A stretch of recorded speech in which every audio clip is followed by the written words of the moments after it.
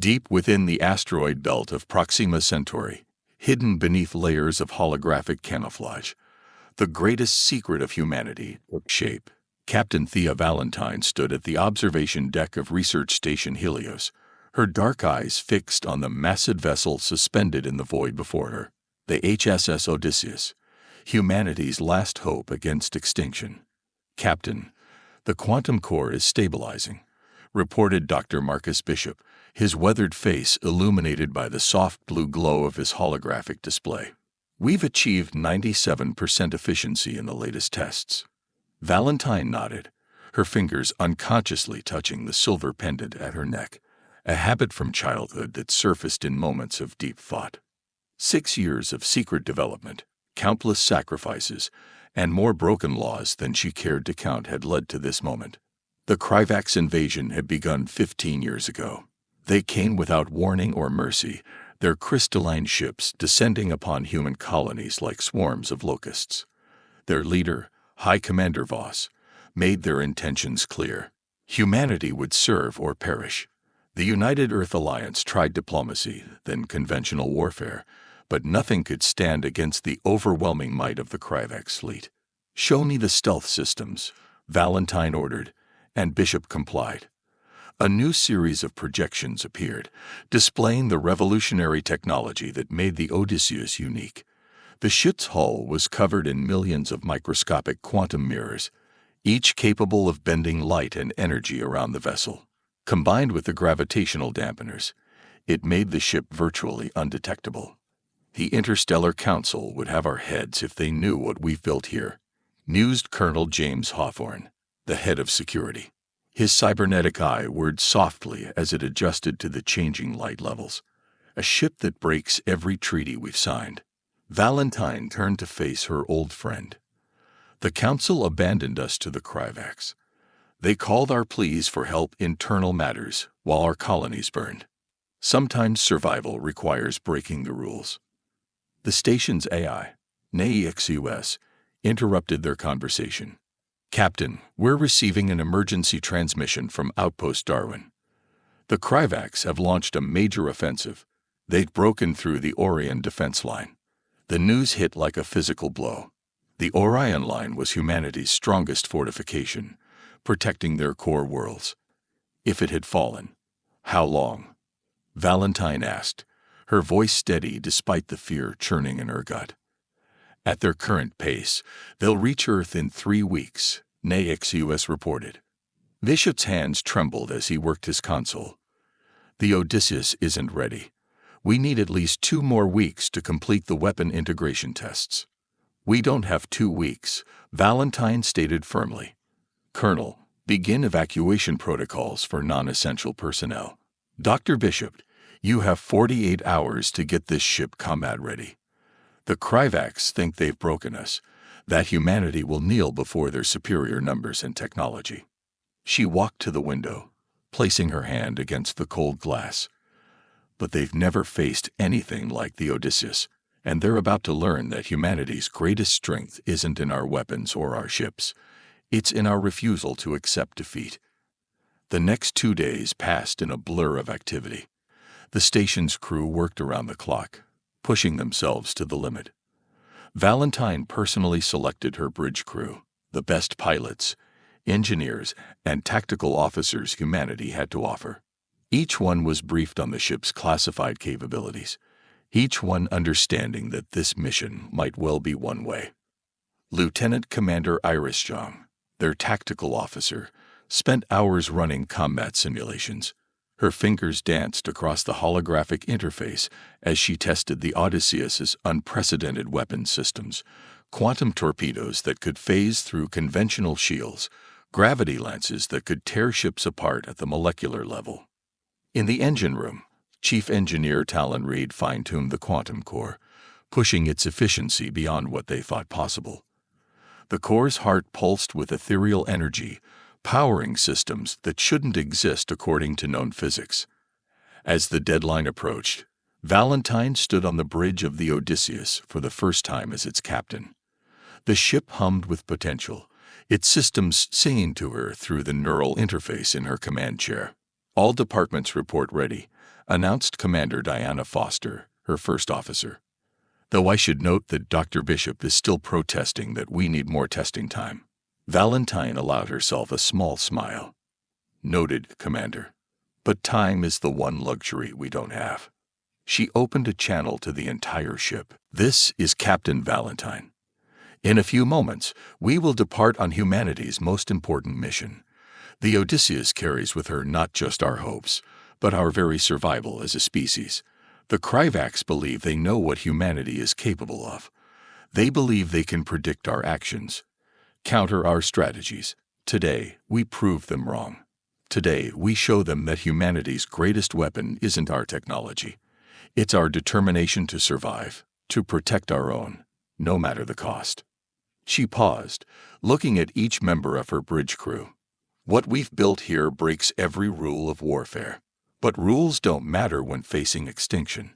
The Odysseus is more than a ship. She's humanity's statement to the galaxy. We will not go quietly. We will not surrender. And we will show the Kryvax that they should have feared us all along. The ship's quantum core pulsed brighter, ready for its first real test. Valentine settled into her command chair, feeling the neural interface connect, linking her consciousness to the ship's systems. Helm, set course for the Orion line. It's time to introduce ourselves to the Kryvax fleet. The void between stars held secrets, and the HSS Odysseus had become one of them. Captain Valentine watched the tactical display as her ship glided silently through space, completely invisible to the approaching Kryvax battle group. Their crystalline vessels sparkled like deadly jewels against the darkness, arrogant in their perceived superiority. Quantum core running at optimal efficiency. Chief Engineer Reed reported from engineering, his voice tight with anticipation. Stealth systems are holding steady. Lieutenant Commander Zhang's fingers hovered over her tactical station. Multiple capital ships detected, counting 15 cruisers and their flagship, the Eternal Dominion. Their shield configurations match our intel. Valentine felt the ship's systems through her neural link, the quantum mirrors adjusting microscopically to maintain their perfect cloak.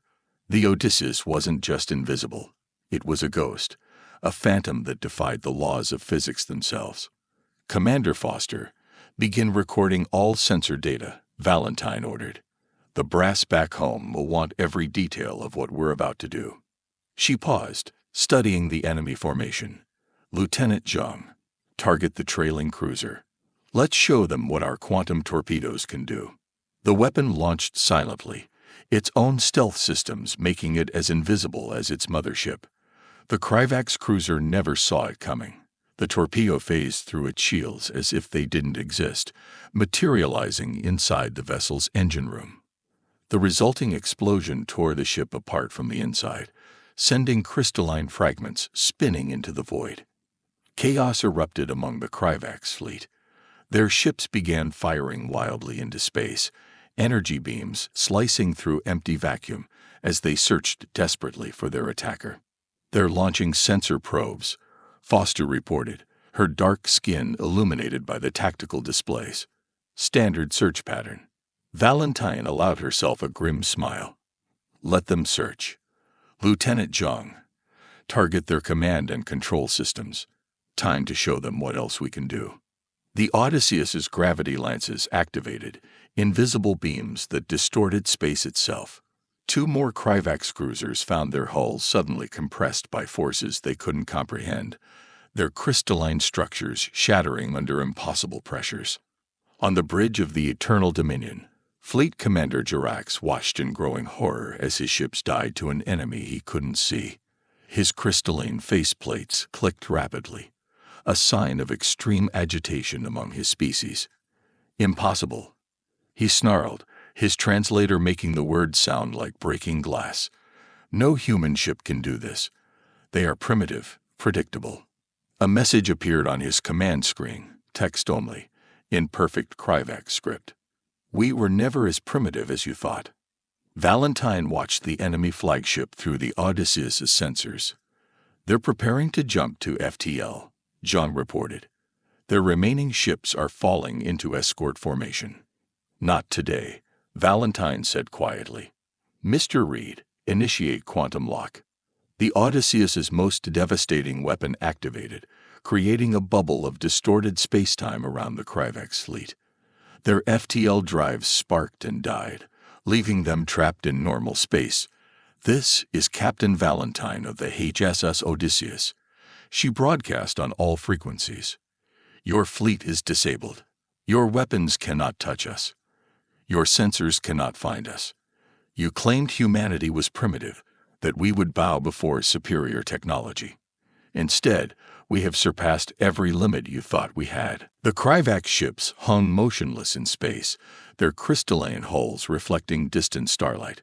Valentine stood from her command chair, her voice carrying the weight of 15 years of human suffering. "This is your only warning. Withdraw from human space. Tell your leaders what happened here. Tell them about the ship they couldn't see, the weapons they couldn't stop. Tell them humanity is done playing by their rules." The quantum lock dissolved, allowing the Kryvax ships their retreat. They fled in disarray, their perfect formation shattered like their illusion of superiority. As they vanished into FTL, Valentine turned to her crew. "Send the battle data to command," she ordered, "and plot a course for the Orion line." This was just the beginning. The crystalline halls of the Kryvax High Command echoed with the sound of shattering crystal, the equivalent of enraged shouting in their species. Supreme Commander Nexer stood before the gathered Admiralty, his faceplates grinding together in barely contained fury. "3 fleets," he roared, his translator struggling to convey the depth of his rage. "3 fleets destroyed by a ship we cannot see or fight. The humans were supposed to be finished." Admiral Jarax, survivor of the first encounter with the Odysseus, stood rigidly at attention. "The vessel defies all known laws of physics, Supreme Commander. Our sensors detect nothing until it's too late. It appears anywhere, strikes without warning, and vanishes again." In another sector of space, the HSS Odysseus emerged from quantum silence near the ruins of the Orion line. The ship's stealth systems rippled like heat waves, maintaining their perfect cloak as they surveyed the aftermath of the Kryvax advance. Captain Valentine stood at her command station, reviewing the tactical data from their latest strikes. In 2 weeks, they had destroyed or disabled 15 Kryvax battle groups. The enemy was learning to fear the darkness between stars, never knowing when or where the invisible predator would strike. "Engineering reports the quantum core is at 89% efficiency," Commander Foster announced. "Dr. Bishop's modifications are holding steady." Valentine nodded, studying the sensor readings. The Kryvax had adapted their tactics, spreading their ships wider, trying to create a detection net that could catch the Odysseus. It wouldn't work, but it showed they were learning respect. "Captain," John called from tactical, long-range sensors detecting a massive energy signature. "Multiple signatures. This is bigger than anything we've seen before." The tactical display filled with red dots, hundreds of them. The Kryvax had gathered their forces for one massive push toward Earth. Leading them was a ship that dwarfed even their largest previous vessels, its crystalline structure pulsing with enough energy to power a small sun. "The infinite clarity," Foster breathed, reading the intelligence reports. "Their supreme command ship, they're gambling everything on one final assault." Valentine felt the weight of humanity's future settle more heavily on her shoulders. The Odysseus was revolutionary, but even it had limits. They couldn't be everywhere at once, couldn't stop an armada of this size alone. "Send word to Earth," she ordered. "Tell them what's coming. And send a message to Research Station Helios. Dr. Bishop's time for testing is up. If he has any more surprises ready, we need them now." The next hours were a blur of activity. The Odysseus's crew worked tirelessly, preparing for what could be their final battle. In engineering, Chief Reed pushed the quantum core to its absolute limits, coaxing every bit of power from the revolutionary engine. "Captain," he reported, "I've managed to increase power to the gravity lances by 15%. But if we push them any harder, We risked burning out the whole system. Lieutenant Commander Zhang had reprogrammed their quantum torpedoes, making them even more deadly. They'll be watching for our previous tactics, she explained. So we changed the game again. The massive Kryvax fleet moved inexorably toward Earth, their formation designed to counter an enemy they couldn't see. Supreme Commander Nexer stood on the bridge of the infinite clarity, his crystalline form seeming to vibrate with anticipation. Let them come, he declared to his assembled commanders. One ship cannot stop an armada. We will crush their homeworld and end this defiance once and for all. A message appeared on his command screen, sent somehow through their most secure channels. You still don't understand what humanity is capable of. You never did. The Odysseus decloaked for the first time since its launch, appearing directly in the path of the Kryvax armada. Captain Valentine stood on her bridge, facing the greatest battle of her career. All hands, she broadcast throughout the ship. This is the moment we were built for, Earth's last line of defense. Whatever happens next, remember, we showed the galaxy that humanity would not go quietly into the night.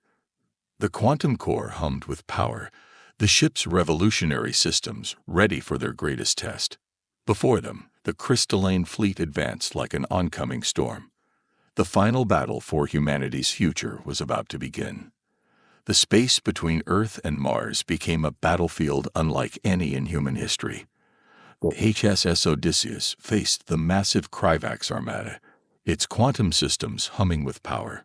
Behind them, Earth's orbital defenses prepared for what could be their final stand. Multiple enemy contacts moving to surround us. John reported from Tactical. They're trying to box us in. Captain Valentine watched the tactical display, her mind racing through possibilities. The infinite clarity loomed before them, its crystalline structure pulsing with enough energy to destroy a planet. Captain, Chief Engineer Reed's voice came through the comm. Dr. Bishop's final upgrade is ready. But there's something you should know. Using it could burn out our quantum core completely. Valentine touched the silver pendant at her neck one last time. Understanding the cost and doing it anyway. That's what makes us human. Prepare the Genesis Protocol. The Kryvax fleet opened fire, thousands of energy beams converging on the Odysseus's position. But the ship was already gone, its stealth systems making it vanish like a ghost. Supreme Commander Nexer raged on his bridge as the human vessel disappeared again. Find them. They cannot hide forever. Sir, one of his officers reported, we're detecting unusual energy readings. Something's happening to our crystalline matrix. The Odysseus reappeared, but something was different. The ship's quantum mirrors weren't just bending light. They were bending reality itself. Waves of distorted spacetime rippled out from the vessel. Genesis Protocol engaged, Commander Foster announced, her voice tight with tension. Quantum resonance building. The Odysseus's revolutionary technology had discovered something unexpected. The crystalline technology of the Kryvax ships operated on quantum principles similar to their own. With the right frequency, they could turn the enemy's greatest strength into their ultimate weakness. Valentine opened a channel to the infinite clarity. Supreme Commander Nexer, I offer you one final chance. Withdraw your forces, or witness what happens when humanity is pushed too far. The Kryvax commander's response was predictable. We do not negotiate with inferior species. All power to the quantum core, Valentine ordered. Target the flagship's crystalline matrix. Show them what inferior looks like. The Odysseus unleashed its final weapon. A pulse of quantum energy rippled across space, perfectly tuned to the frequency of Kryvax crystal technology. On every enemy ship, their crystalline hulls began to resonate, vibrating at molecular levels. Nexer watched in horror as his mighty flagship began to sing, its crystal structure harmonizing with the human weapon. Impossible. What have you done? We studied you, Valentine replied calmly. Every battle, every encounter, we learned. Your crystalline technology isn't just your strength. It's all connected, quantum entangled across your entire fleet. One push in the right place. The crystal ships began to shatter, their structures breaking apart not from violence, but from perfect resonance. The mighty infinite clarity cracked like glass, its pieces floating in the void. On the Odysseus's bridge, systems were failing as the quantum core pushed beyond its limits. Sparks flew from consoles as power conduits overloaded.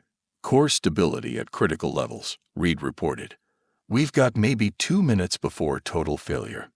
But it was already over. The Kryvax fleet, their supposedly invincible technology turned against them, had become a field of crystalline debris. Escape pods launched from the dying ships, carrying survivors who had learned a harsh lesson about underestimating humanity. Send word to Earth, Valentine ordered, even as her ship's systems flickered and died around her. The Kryvax fleet is destroyed. The Genesis protocol worked. The Odysseus drifted in space, its revolutionary quantum core burned out, but its mission accomplished. Rescue ships were already approaching from Earth, coming to aid the ship that had saved humanity. In the days that followed, the remaining Kryvax forces retreated from human space. The impossible warship had done more than win a battle. It had shattered their belief in their own superiority. The Galactic Council, which had ignored humanity's pleas for help, now faced a new reality. Humans weren't just another species to be regulated and controlled. They were innovators who could take established rules and transform them into something revolutionary. Captain Valentine stood in the observation lounge of Earth's orbital station, watching engineers begin work on the Odysseus. The ship would be rebuilt, its groundbreaking technology refined and improved. But its greatest legacy wasn't the technology. It was the message it had sent to the galaxy. Humanity would not be bound by others' limitations.